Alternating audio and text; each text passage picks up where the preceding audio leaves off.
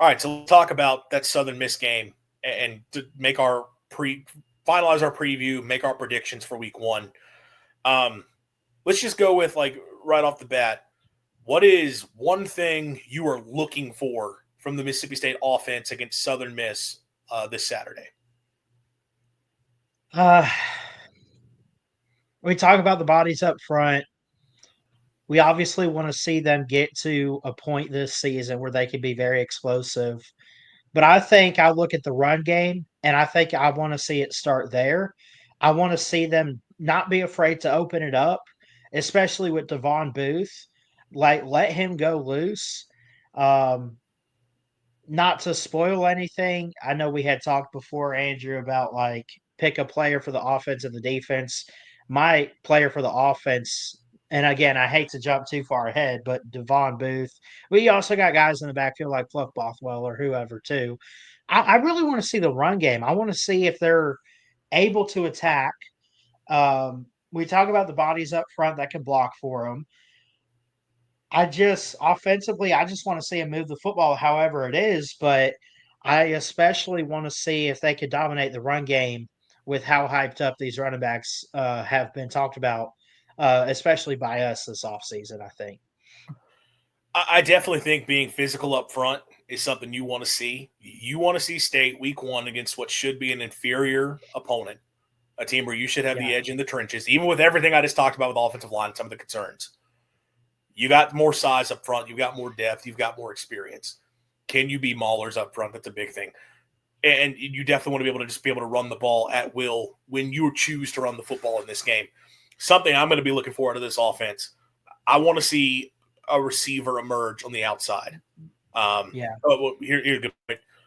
I want to love to see the interior set the tone for the game. 100%. Look, you do want to be able to set the Yeah. tone with your physicality up front. But for me, I'm going to go to the outside.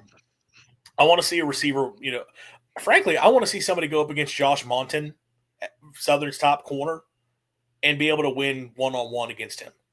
Now, I don't Yeah. know how much State's going to do that because they're all big about we want to put our best receivers on the defense's worst. We're going to find the best matchup and take advantage of.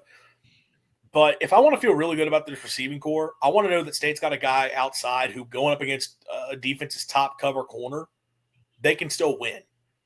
And I would love to see, in general, look, I want to see big plays in the receiving core. I want to see guys emerge there and like see who can be the go-to target.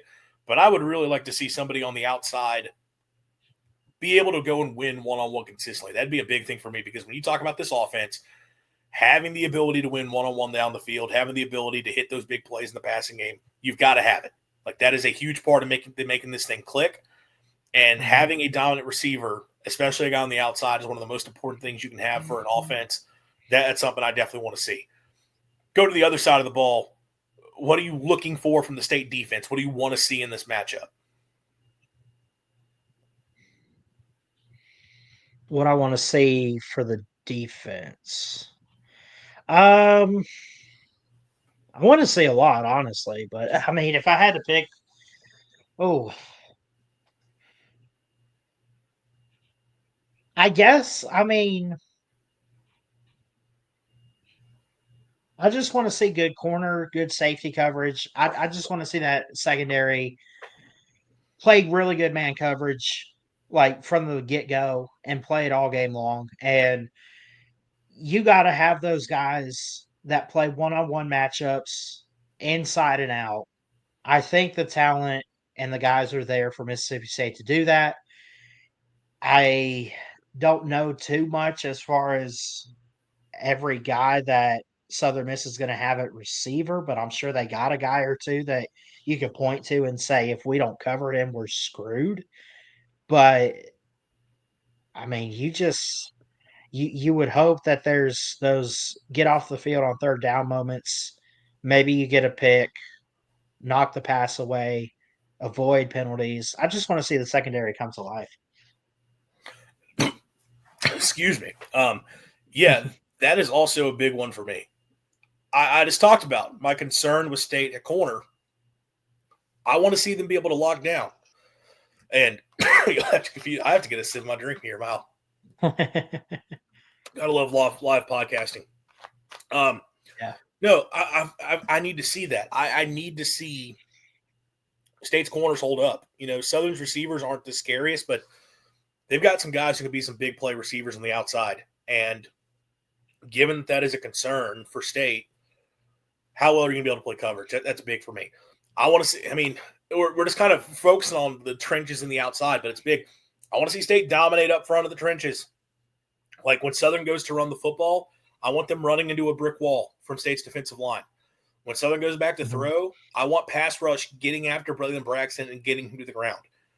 State needs to have the edge in the trenches. So at a minimum, if they can do that, I would feel better about this team going forward. That is the big thing I'm looking for out of this defense. For sure.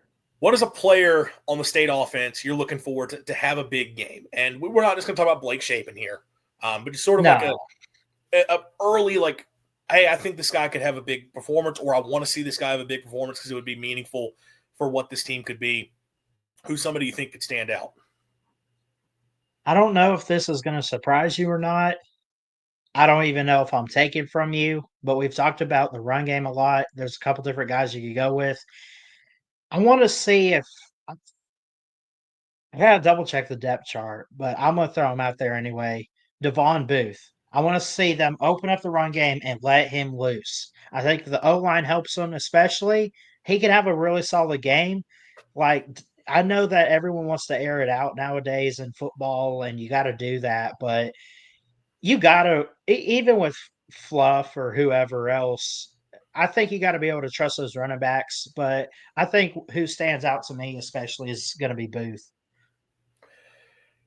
I'll stick with the theme, going off of what I talked about, what I want to see. A guy I want to see perform. I want to see Albert. I'll name a few guys. I want to see Albert Reese perform at left tackle. I want to see him have a big game. I want to see Brennan Thompson on the outside at receiver thrive. Now, in terms of a guy who I just think will have a big game, I think Booth is there. I think Bothwell's there. I do think the running backs are going to be in for a big game. But if you could tell me, like, I want a player to have come away with a huge stat line, I think Brennan Thompson outside at receiver is the guy I would love to see. On the other side of the ball, defensively, look, we know Isaac Smith is going to have a big day. And frankly, this might be a day he really racks up tackles because he's going to have a quarterback he has to deal with that can run in Braylon Braxton. But we'll say outside of Isaac Smith, what's a defensive player that you're either expecting to or hoping to see a big game from? I'm gonna go with the transfer in Kedrick Bingley Jones. Used to be at North Carolina, highly recruited out of the 2020. Well, I don't know what class it was, but He's not here last year. Played like 4 games, but was mostly hurt. So he's kind of a new face. Let's say.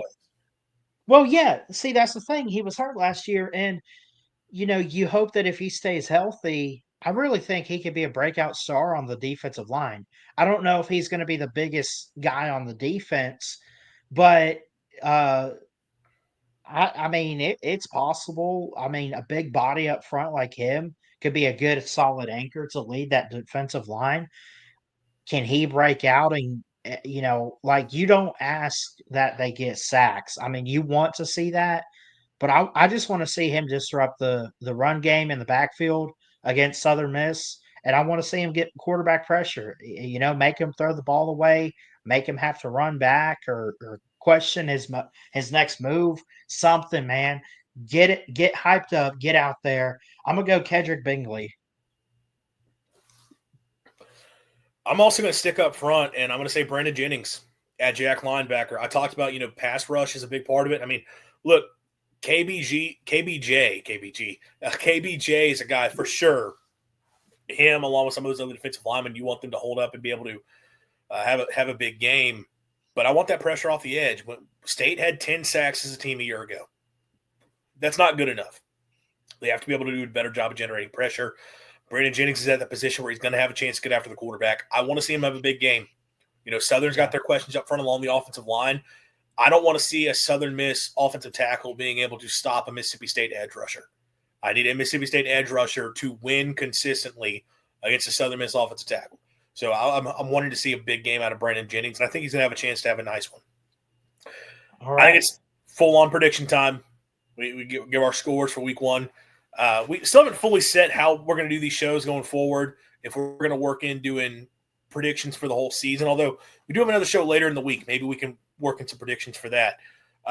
Yeah. But we do need to predict Mississippi State versus Southern Miss season opener. Huge game. We talked about that at the jump. Huge implications for both teams. Bulldogs go down to Hattiesburg as a double-digit favorite, but not the favorite that they were when these things opened up. I think it's down to around 10 points when it opened at around 14. What are you thinking? Do the Bulldogs get a win, and by how much, if they do? Yeah, I think they are going to get the win. And you mentioned it's probably double digit or whatever. Like, what'd you say was 10, 14? I think I the think they're point going to cover spread's at this one. around 10, 10 and a half right now. Dude, I got to cover that, man. I think they got to cover that. And I think they will. I I'm not saying this is going to be like as if Alabama's playing Southern Miss or Georgia, obviously. I'm a I'll go ahead and throw my score out. I'm gonna give State 31 points, and I say they give up 13 to Southern Miss. 31-13 is what I'll lock in. I think that Southern Miss is gonna have some good offensive moments, but not enough. And I think Mississippi State's gonna have some good offense too, but also I think there's gonna be key playmakers. Um, like I say, on defense and just there's you would just love to win this opening game scoring 40 plus or 35 plus. I don't think they quite hit that here. Um, but I'm comfortable with them hanging 31 on the board and only giving up a couple touchdowns, maybe. So that performance would be interesting. I think people would come away very excited for the defense. If you only missed the 13 points, you would have to be able to take that. You also 31 got to points. factor in, though, you also got to factor in how much do you trust Southern Miss's offense? And I know we talked about it a little bit tonight, but I mean, this isn't a team that's gonna try to hang with you in a shootout completely, is it? I mean, I think that's what they want to do. I think that's what they wanna stylistically, do. Yeah, well, but yeah, for sure. Are they going to be able to against Mississippi State? Look, if you hold Southern to 13, I think it's a great sign for State's defense. yeah, 31 points for the State offense could be some questions. I don't think okay. people would be overly thrilled about that. Uh, Jay Xavier, 50 to 13 State is 50 to more. 13.